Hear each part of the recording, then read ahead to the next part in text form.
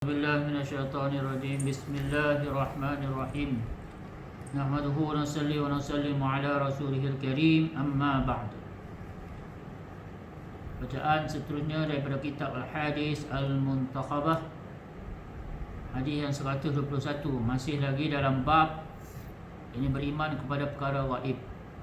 An Abdullah bin Umar radhiyallahu anhuma qala qala Rasulullah sallallahu alaihi wasallam, daripada Sayyidina Abdullah bin Umar radhiyallahu anhuma, dia kata bahawa Rasulullah sallallahu alaihi wasallam bersabda, segala sesuatu berlaku, kullu syai'in biqadarin, sesuatu berlaku itu, segala sesuatu itu berlaku dengan takdir. Kullu syai'in biqadarin, setiap suatu perkara itu dengan takdirnya, kadarnya.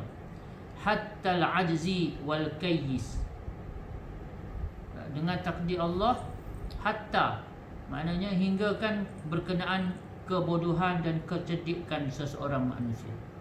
Hadis rawahu Muslim, diriwayatkan oleh Imam Muslim. Maknanya segalanya Allah Subhanahu Wa Taala telah tentukan. Jadi orang ni dia tak sama.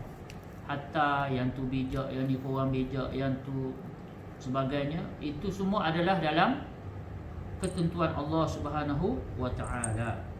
An Abi Hurairah radhiyallahu an qala, daripada Sayyidina Abu Hurairah radhiyallahu anhu, dia berkata, qala Rasulullah sallallahu alaihi wasallam, bersabda Nabi Rasulullah sallallahu alaihi wasallam, al-mu'minul qawiyyu khairun wa ahabbu ila Allah minal mu'minid dha'if.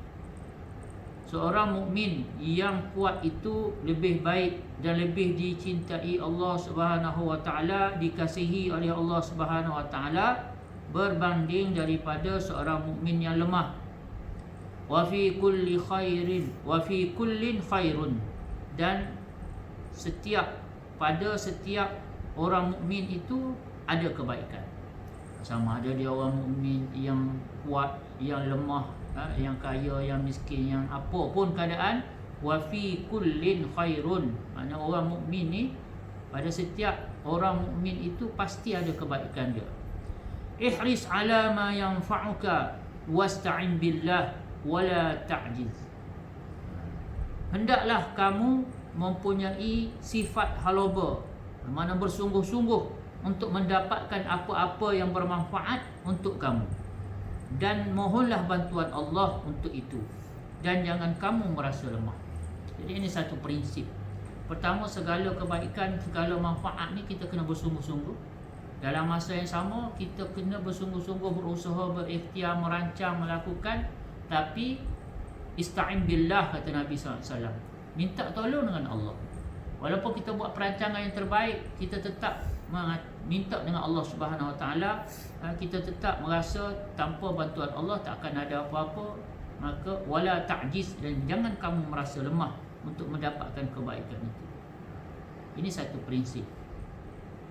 Wa in asabaka syai'un, jika sesuatu perkara itu menimpa kamu, satu yang tak elok, yang tak kamu tak suka, kerugian dan sebagainya menimpa kamu, fala taqul law anni fa'altu kana kada wa kada. Jangan kamu kata, kalaulah aku buat dulu, kalau aku buat macam ni, tentu jadi begini, jadi begini. Kalau, maknanya katalah, oh, ni kalau aku tak pergi, tak accident aku ni, kalaulah aku, kalau kan.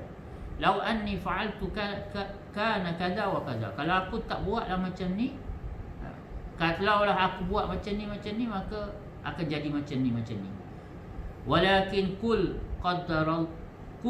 qadarallah wa ma syaa fa'ala. Tapi kamu hendaklah cakap, ini semua adalah kehendak Allah Subhanahu Wa Taala, takdir Allah Subhanahu Wa Taala. Apa sahaja yang dia kehendaki, dia lakukan. Fa inna law, sesungguhnya perkataan kalau banyak sangat ni, taftahu amalus syaitan. Taftahu amalas syaitan. Perkataan kalau ini membuka pintu hasutan syaitan. Hadis rawahu Muslim, riwayat Imam Muslim. Dalam kitab Mazahirul Haq dinyatakan Seorang itu dilarang berkata, kalau saya lakukan demikian, tentu akan jadi demikian-demikian yang akan berlaku.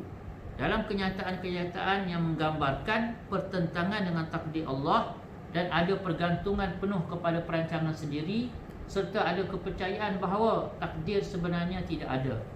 Jadi seolah-olah kita nak rasa Allah Subhanahu Wa Taala ni tak buat apa-apa, kita ni tak bergantung kepada Allah Subhanahu Wa Taala. Maka perkataan-perkataan ini kita kena jaga. Perkataan kalau ni yang paling mudah lah. Allah, kalau lah aku tak pergi tadi, tak kena aku ni. Maka itu semua adalah perkataan yang tidak boleh, kerana kita kena yakin sungguh-sungguh bahawasanya itu semua daripada Allah Subhanahu Wa Taala. Ini adalah kerana jika berkata demikian dalam keadaan itu, maka syaitan akan mendapat peluang untuk menghilangkan keyakinan terhadap takdir Allah Subhanahu Wa Taala.